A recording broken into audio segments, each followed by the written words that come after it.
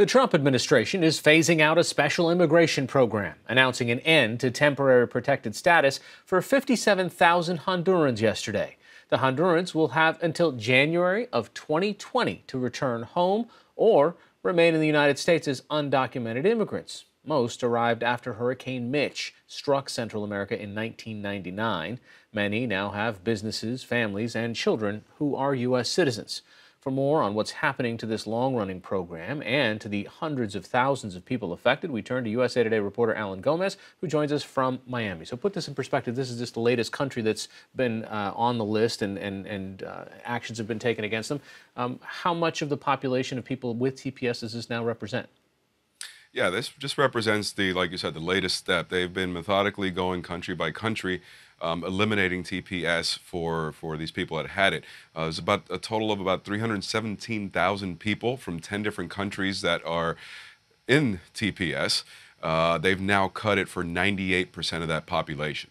The most significant was El Salvador. They had 197,000 people who had TPS. About 46,000 Haitians, these 57,000 Hondurans, and yeah, so they're pretty much winding down the entire program. What about the children that are U.S. citizens here? What kinds of ripple effects in terms of population are we seeing? You said 317,000 had the TPS protections, but then now there are entire families with some of those people.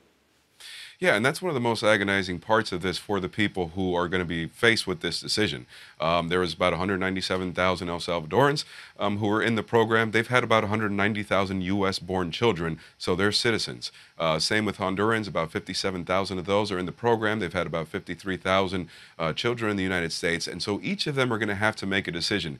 Do I go back to my home country that is gripped by violence and take my son or daughter who may or may not have ever gone to that country and may or may not speak Spanish, or do I leave, go back and leave my child behind in the United States, or do I stay in the United States, become an undocumented immigrant, risk deportation, and kind of put my family through that stress?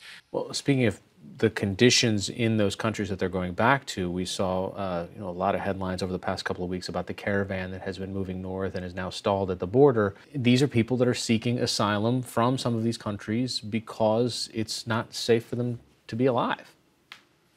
Yeah, and that's another really difficult part of this. I mean, El Salvador, like Honduras, it was originally granted TPS because of Hurricane Mitch, but in the ensuing 2 decades, that country has been besieged by drug cartel violence, by gang violence. It ranks as one of the most dangerous in the world. El Salvador has the highest murder rate, or had it at least a couple of years ago. Still incredibly difficult place. The U.S. State Department has travel warnings in place for those 2 countries because of how dangerous, because of the risk of kidnappings, of extortion, of things like that.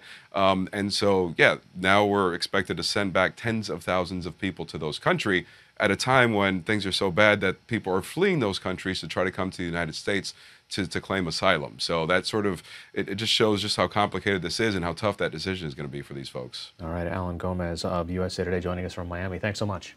Thank you.